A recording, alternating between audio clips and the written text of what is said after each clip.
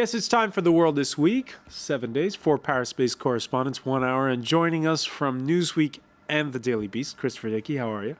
Good, also with us, Ed Cody of The Washington Post, Marjorie Paillon of Tech24 fame here on France 24, presents the show in French, and Charles Onyango-Obo, digital media editor for Kenya's The Nation newspaper group, who happens to be in Paris for a UNESCO conference devoted to social networking, WikiLeaks. What else was on the menu?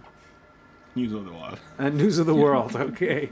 The World This Week, which you can follow on Facebook and also on Twitter, where we can catch us at François F24. 1 year ago, Tunisia and Egypt had just experienced regime change. Protests had begun in the Gulf monarchy of Bahrain. The Arab Spring was then about to take a radically new course. Libya started rising up against its leader of 42 years. And this was no Facebook revolution, this was a civil war. And when Muammar Gaddafi's son, Saif al-Islam, promised rivers of blood, the Arab League took the case to the UN, and the West stepped in with air raids, turning the tide. 1 year on, France 24's David Thompson went to Tripoli and spoke with militiamen from Misrata, who are in the capital, manning checkpoints, and who refuse to lay down their weapons. It's still not 100% safe here. Tripoli's the capital. If the capital falls, everything's lost. Christopher Dickey, the situation in Tripoli, is it as chaotic as you expected 1 year ago? Yeah, I'd say it's less chaotic than I feared it might be. After you take a dictator who's been in power for decades and has had a lid on all the cultural and tribal and social differences that exist in a country, and then you take that lid off, you can expect that there's going to be a lot of unrest. And if everybody is armed, you can expect there's going to be a lot of militias around. I think everybody hoped it wouldn't work out that way, but I don't think it's surprising that it has at this juncture. All right, one of the interesting surveys done, and this is, I guess, shows up the fact that Libya is a country where there are tribal affiliations, but also very much an urban population. Oxford University's polling center surveying more than 2,000 Libyans across the country. The findings slightly ambiguous. There you see the numbers. Do you think your life is better off or worse? 75% say it's better off. Libyans, though, overwhelmingly agree they're better off, but only 2/3 want participatory democracy. 1 in 3 wishes they had a stronger ruler in the end. And also there was another question posed, which was who helped topple Gaddafi the most? First on that list was La France, and second, Qatar, ahead of the UK and the US. Your thoughts on this, Ed Cody, when you see these surveys? Well, I think that's a very accurate reading of what happened. France was, of course, responsible because the president of France, Nicolas Sarkozy, got things going. He's the one who was the impulse behind a lot of what happened. And then the money bags was Qatar, which came along with a lot of financing, a lot of help in the Arab League, a lot of what happened in the Arab League that ended up allowing the no-fly zone and the air support was generated by Qatar, and particularly the non-Tripoli groups got a lot of weapons in addition to support and trainers from Qatar. So Qatar was in a great measure responsible for what happened. What's the perception, Charles, in Kenya as to the conflict in Libya? Colonel Gaddafi was the main backer of the African Union. There were mixed feelings on the continent throughout the past year of what was going on. I think the mixed feelings were by the African Union, which felt sidelined. But I think in most of Africa, this is a typical pattern. You know, the big man falls, there is a vacuum. And in many ways, you can say it's a good thing. Why is it good? Because I think when you have this kind of chaos, if you have every militia has its arms, I think it forces the new regime to negotiate. Because what you don't want in a situation like that is you get rid of one strong man and another strong man comes. So In a way, it can be messy and sometimes bloody, but whenever these regimes are forced to negotiate with militias, however obnoxious they are, it's actually a better situation. Sort of a standoff between different groups. By the way, on Twitter, our colleague Hervé Penot from newspaper L'Équipe, when he saw that we had posted that Oxford University poll, said, "A poll in Libya? Please, it's a joke, isn't it?" Marjorie Payon, it is difficult to gauge public opinion in a situation like this. Yeah, actually, but the role of social media in the Libyan crisis was something way different than what happened in Egypt and in Tunisia. Because here in Libya, you don't have a lot of people online. You don't have a lot of people really acting online. You had more people acting online abroad. And social media definitely facilitated what we could actually call leaderless movements, such as in Libya. But it wasn't like a stunt, like the boost that was definitely the case in Egypt and Tunisia. It was something different in Libya. And it was definitely a civil war from the get-go. In Syria, it's taken months to gestate into violent armed conflict, but it's now fast becoming one. The battle lines that Le Monde photographer Mani discovered in the besieged city of Homs, those battle lines confessional.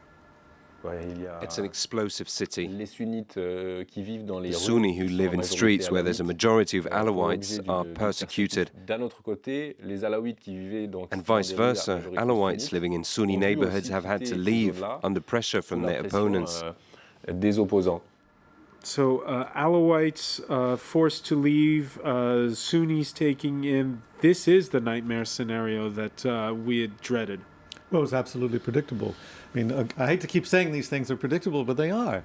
You know, the Alawites are looking at a situation where they see this as a war for survival for them.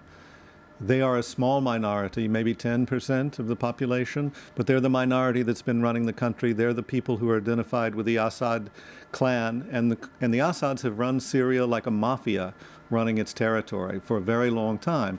The idea that they could come down and everything would be fine for all those Alawites except for the Assads is not something that the Alawites themselves believe, and it's already being acted on and acted out in places like Homs.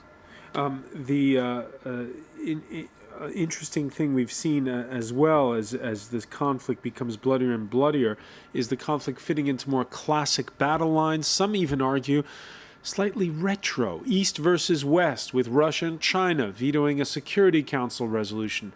But this week hints that there is wiggle room when it comes to France's suggestion of a humanitarian corridor.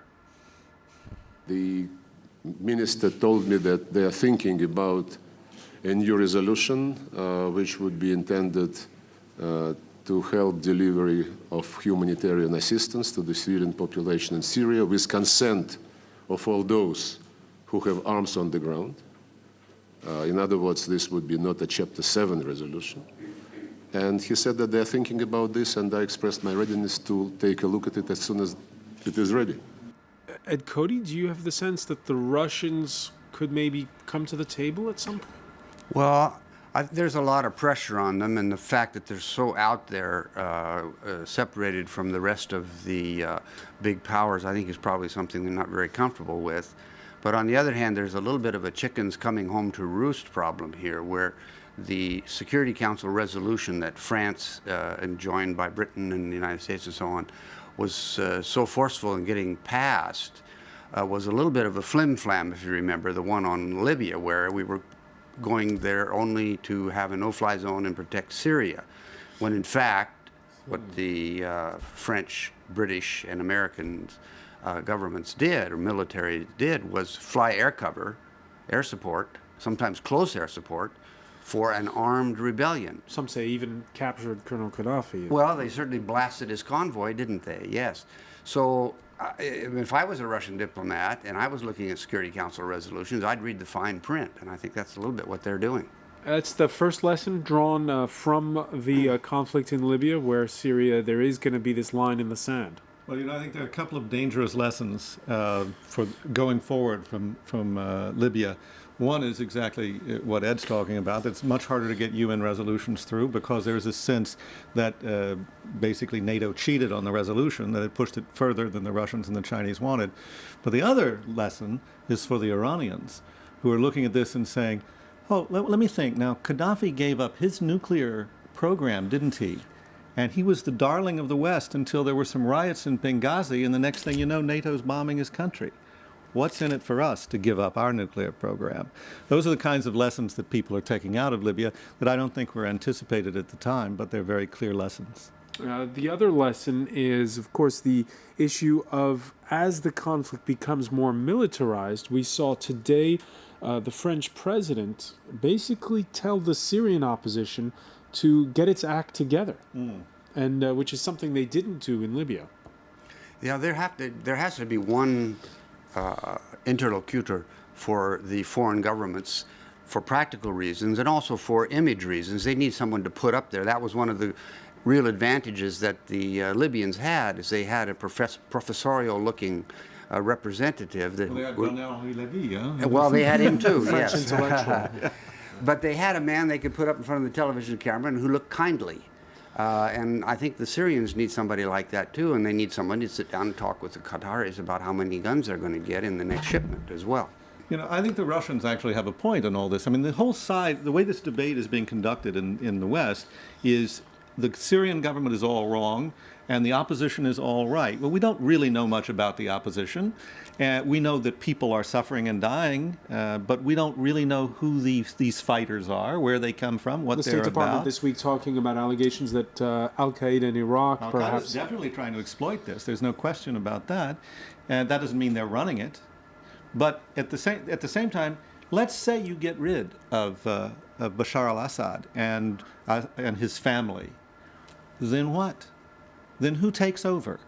How do you steer this toward a peaceful solution? And I don't think anybody has the answer to that question, and I think that's one reason nobody's getting very deeply involved in Syria. All right, let's ask the media-savvy Charles Onyango Obo here. How do you get your information regarding Syria when we've been relying, all of us, since March 15th on amateur video footage? Until very recently, there were no Western reporters in there. I think that's basically it. One of the things that strikes me, I think the problem I see with the humanitarian corridor is that creates a legitimacy crisis for the Assad regime, because that's how it begins. Because a humanitarian corridor is an area which you don't control. Now, the second thing I see is that after, Libya and all these places, how many times is Russia and China willing to keep losing these battles? I think the time has come when, the West, NATO, needs to give Russia and China something, because I think that if this just continues, I think it also becomes untenable for the Chinese and the Russians, particularly their domestic constituencies. So a question of herd pride. Also with, I guess you could say, classic battle lines drawn this week. You were mentioning Syria's partner, Iran. And this week we saw attacks and explosions that Israel attributes to Iran in India, Georgia, Thailand. The response, observers argue, to the recent assassination of yet another Iranian nuclear scientist. Christopher Dickey, you contributed to a piece that expresses the fear that Israel could soon perhaps start a conflict that Washington will have to finish. Absolutely. I mean, if Israel attacks Iran, there's almost no way you can see a scenario in which they start a war that the United States is not in a position where it has to try to finish it. And the Obama administration, the last thing it wants is another war in the Muslim world at this point or at any point. So really what the Israelis are doing is what that article says is that the Israelis are essentially playing a game of chicken in two directions, not just one, not just with the Iranians, but with the Americans. And when they feel that the Americans are not on board with them, over the last year, they have suddenly cut out intelligence cooperation with the Americans, just gone silent, which of course made Washington very concerned that something was going on that they couldn't control or predict. Now this Friday, the U.S. Secretary of State in the company of the EU Foreign Policy Chief saying that they're encouraged by a letter the Iranians have sent them saying they want to negotiate. Is this a way as well to perhaps tell the Israelis, whoa, hold on? Yeah, look, I mean, what are the sanctions about? The letter is partly in response to the very, very harsh sanctions that have now been imposed on Iran. But the sanctions are also aimed at Israel, saying, look, we're making them crack. We're making them break down in Tehran. We may not make them stop their nuclear program, but at least something's happening.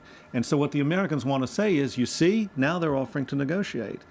The other side of it is the Iranians wanted to show that they could make the whole fuel cycle in the nuclear program. They now claim that they've done that. It's not clear that they have, but they now claim that they've done that. So they can go to their own people and say, we did what we wanted to do. Now we're ready to talk. French newspaper Le Journal du Dimanche last week showed 3 different scenarios for an attack on Iran from Israel. It does look a bit tricky if you look at that. One involves going through Turkey, another through a southern route. It just doesn't seem very feasible. Well, the aerial refueling that would be necessary is, I think, probably the key. It would that would determine how many aircraft the Israelis could field in a bombing attack. They don't have enough to do a really massive bombing attack, and as Chris was just saying, it's unlikely that they'd get a loan from the Obama administration, so they're limited in how many aircraft they can send, particularly if they want to come around the south or the northern side. They can't get there without a lot of aerial refueling. But Iraq doesn't have any air defense capability to mention. They'll just fly straight over Jordan and Iraq. If they're going to do it, that's what they'll do, yeah. All right, before we go to the break, a word on the death of a colleague, the Pulitzer Prize-winning New York Times reporter Anthony Shadid, who succumbed to an asthma attack inside Syria while walking to the border because it was too dangerous to ride by car. Chris Verdicki, you met him in the field. Yeah, he was a wonderful colleague. I mean, he was smart. He had great instincts. He knew the region extremely well. He wrote beautifully, and he just had a lot of soul, covering a region that requires a lot of soul if you want to understand it. And it's just incredibly depressing that he's dead at the age of 43.